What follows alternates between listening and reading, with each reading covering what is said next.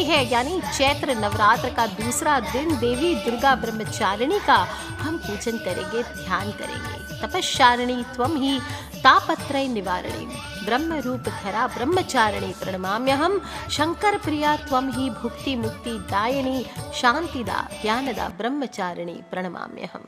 बोलिए ब्रह्मचारिणी मैया की जय। देवी दुर्गा ब्रह्मचारिणी, शब्द ब्रह्मचारिणी का अर्थ क्या है? ब्रह्म का आचरण करने वाली देवी, और इन्हें जगह जगह शिव स्वरूपा, गणेश जननी, नारायणी, विष्णु माया, पूर्ण ब्रह्म स्वरूपिणी आदि नामों से भी जानी जाती है। ब्रह्मचारिणी की उपासना करने से मनुष्य में तप, त्याग, वैराग्य, सदाचार, संयम, आत्मविश्वास में वृद्धि होती है। इसलिए कठिन से कठिन परिस्थिति में भी वह मार्ग से विचलित नहीं होता। देवी ब्रह्मचारिणी अपने भक्तों में दुर्भावनाओं, दुर्गुणों और दोषों का नाश करती है। उनके तप के प्रभाव से जीवन में व्याप्त अविवेक, लालच और तृष्णा का नाश होता है। जीवन में धैर्य, साहस, उत्साह का समावेश होता है। व्यक्ति मजबूत बनता है और वे लोग जिनके जीवन में अंधकार और ढेर सारी परेशानियां हैं, उनके लिए माँ का यह स्वरूप दिव्य और अलौकिक प्रकाश लेकर आता है। मंगल ग्रह पर आधिपत्य रखने वाली ब्रह्मचारिणी साक्षात ब्रह्मत्व स्वरूपा है और देवी ब्रह्मचारिणी मनुष्य जीवन की बाल अवस्था रूपी विद्यार्थी को संबोधित करने वाली देवी है। प्रकाश निकलते हुए खिलते कमल जैसा इनका ज्योतिर्मय स्वरूप शांत, निर्मग्न होकर तप में विलीन है। इनके मुखमंडल पर कठोर तप के कारण अद्भुत तेज है और इनके दाहिने हाथ में अक्षमाला और बाएं हाथ में कमंडल है। ध्वल वस्त्र यानी सफेद वस्त्र धारण किए हुए गौरवर्णा देवी के कंगन, कड़े, हार, कुंडल और बाली आदि सभी जगह कमल जड़े हुए हैं।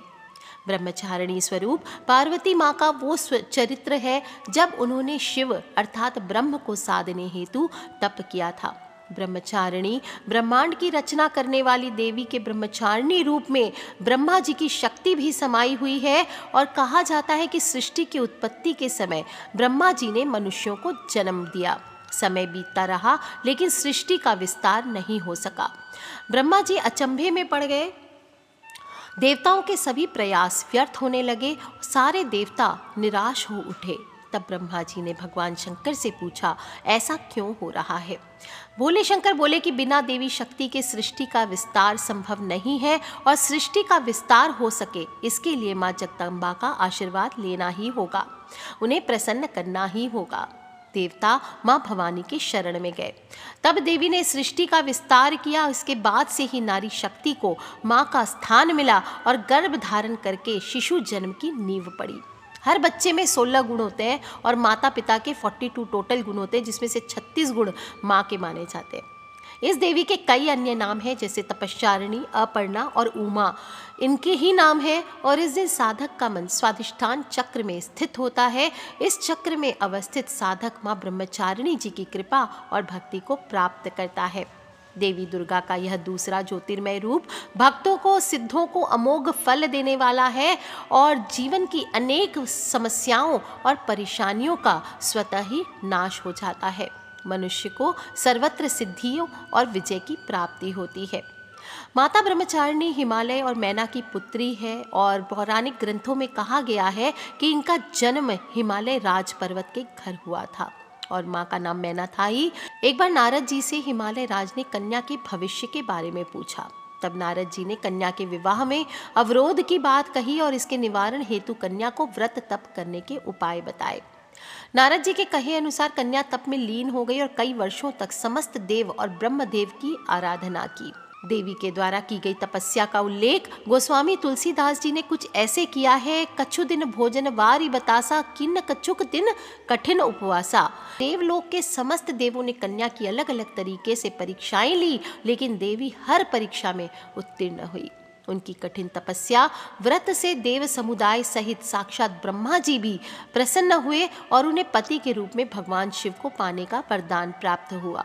स्वयं भगवान शिव उनकी तपस्या से प्रसन्न होकर प्रकट हुए और फल स्वरूप वह देवी भगवान भोलेनाथ की वामिनी अर्थात पत्नी बनी।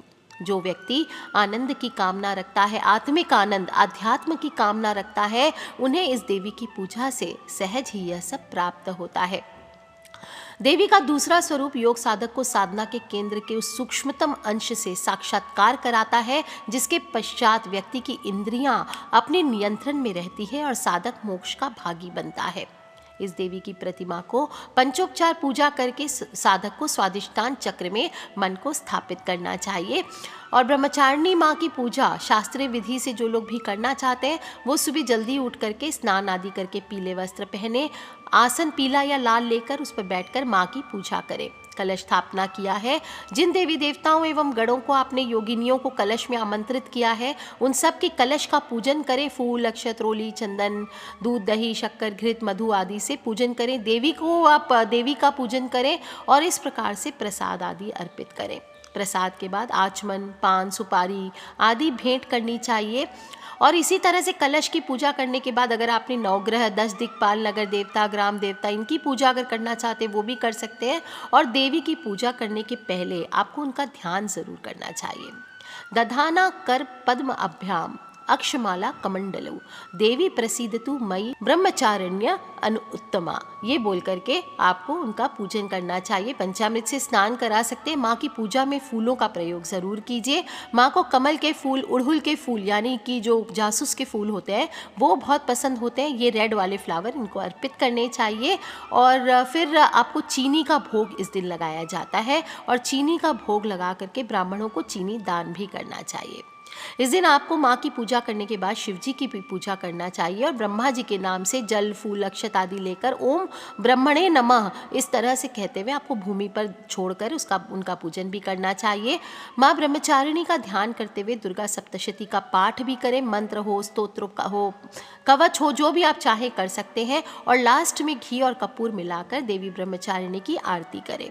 अंत में अपने दोनों हाथ जोड़ करके सभी देवताओं को नमस्कार करें, देवी देवताओं को, और क्षमा प्रार्थना करें। बोले आवानम न जानामि विसर्जनम पूजा चैव न जानामि क्षमस्व परमेश्वरी। इस प्रकार से पूजन कंप्लीट करें और माँ का मंत्र है या देवी सर्वभूतेषु माँ ब्रह्मचारिणी रूपेण संस्थिता नमस्तस्यै नमस्तस्यै नमस्तस्यै नमो नमः दधाना कर पद्माभ्याम अक्षमाला कमंडलु देवी प्रसीदतु मयि ब्रह्मचारिण्य अनुत्तमा। इस प्रकार से बोलते हुए आपको पूजन करना चाहिए। ऐसा करने से मनुष्य दीर्घ आयु होता है और उसकी साधना सर्वाधिक रूप से उन लोगों को फलित होती है जिनकी आजीविका का संबंध चिकित्सा, इंजीनियरिंग, मैकेनिकल, सुरक्षा सेवा जो सिक्योरिटी आदि में है, इन्हें ज़रूर पूजा करनी चाहिए। खासकर इस दिन माँ ब्रह्मचारिणी की पूजा सभी को सिंदूर जरूर यूज़ करना चाहिए। सिंदूर से कुछ उपाय भी कर सकते हैं। लाल फूल, सिंदूर, गुड़ ये आपको ज़रूर चढ़ाना चाहिए।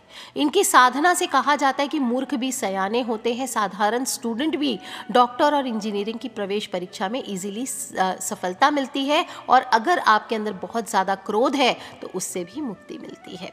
जो लोग भी माँ की तंत्र पूजा करना चाहते हैं वो लाल कपड़े पर देवी ब्रह्मचारिणी या माँ दुर्गा का चित्र स्थापित करके विधिवत पूजन कीजिए। आटे का दिया आपको चढ़ाना है, उसमें चमेली का तेल डालना है, गूगल की धूप जलानी है और लाल फूल चढ़ाना है। एक कटोरी में माँ को तो थोड़ा सिंदूर का चोला या तिलक चढ़ाइए ही, साथ में कटोरी में सिंदूर रख दीजिए। गुड़ से बने हुए हलवे का भोग लगा सकते हैं और लाल चंदन या मूंगे की माला से एक मंत्र बताती हूँ, इसका जप करना है आपको। सुबह 9:30 से 10:30 के बीच में करें तो सर्वश्रेष्ठ है, और नहीं तो ओम ब्रह्मचारिण्ये दिव्ये नमः और ब्रीम ब्रह्मवादिन्ये नमः, ये दोनों में से कोई भी मंत्र का आप जप कर सकते हैं।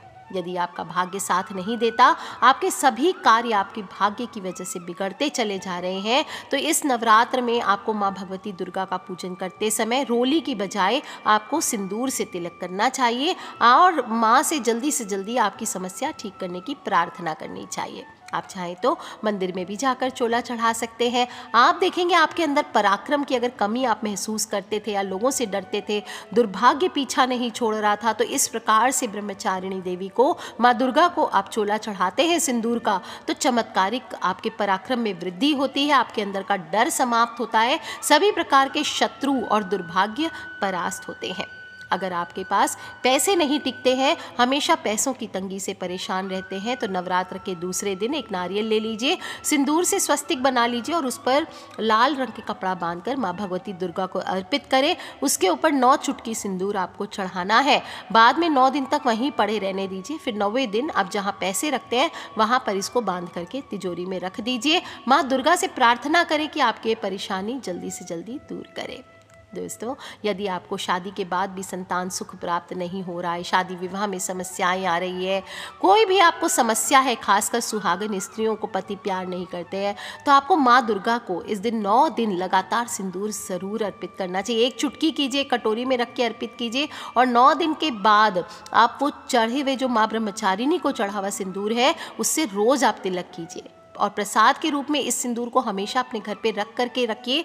नियमित रूप से लगाते रहिए। आप देखिए कैसे सौभाग्य में वृद्धि होगी। यदि आपको मान सम्मान की प्राप्ति नहीं होती है तो एक पान के पत्ते पर थोड़ी सी फिटकरी के साथ आपको ये सिंदूर लेना चाहिए और चुपचाप नवरात्र में किसी भी दिन कीजिए ये उपाय। बुधवार को अगर कर सके तो अच्छी है बात है।